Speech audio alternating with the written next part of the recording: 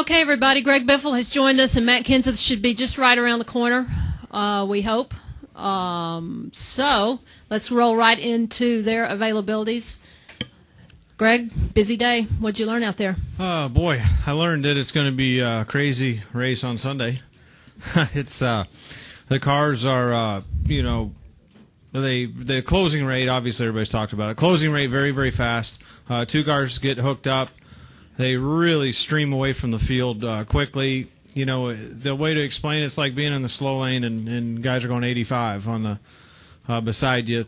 You know, so it's it's going to be challenging. I think the biggest challenge is going to be when those two cars get pushing back in the pack and they get cut off.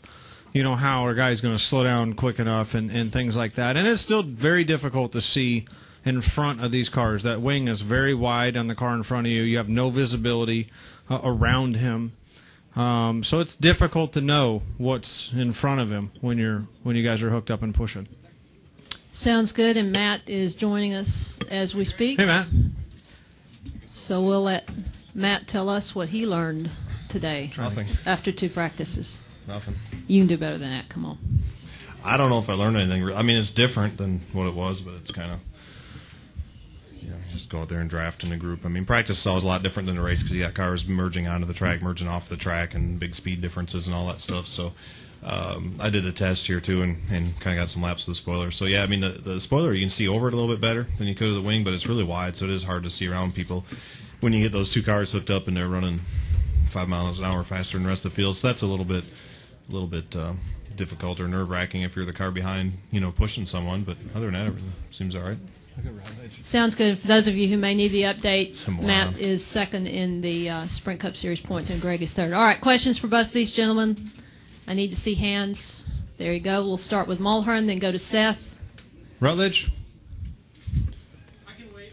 Rutledge will wait. Let's go to Mulhern. Mike Muller, MikeMuller.net. What do you guys do for spotters? I mean, you're talking about you can't see. How many spotters? Where do you put them around here?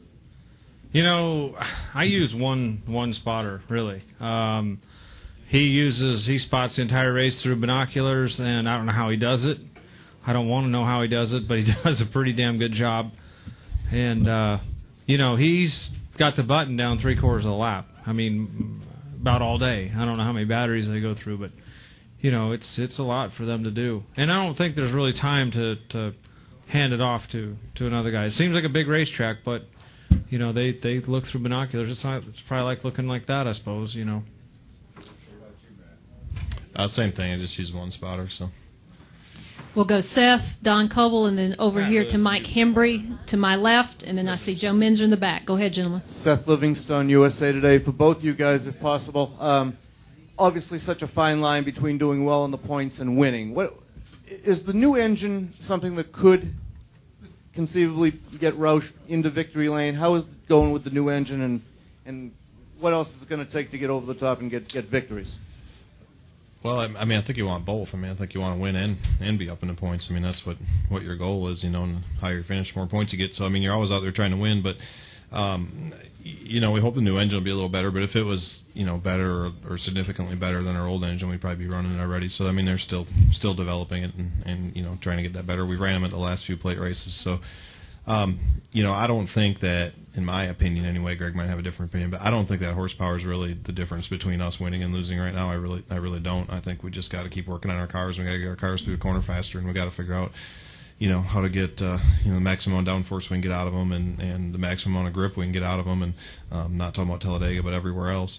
And that's how you're going to win races. I mean, a lot of these tracks we go to, you're out of the gas for a long, long time, and most of the time you always make up or lose is in the corners and not on the straightaways. So I feel like even our old engines run pretty competitively. Everything can always be better, but I don't think that's really what's holding us back.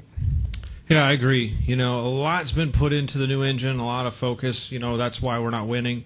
We're not winning because our cars last year weren't good enough. Our cars are getting close to being good enough this year, and it doesn't matter how much power you have. Like Matt said, if you don't have the gas down, it's not going to go. So we got to get our cars where we can use the gas all the time, and then it'll be better. And the engine will make a small difference, but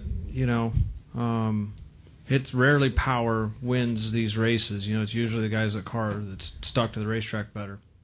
Don.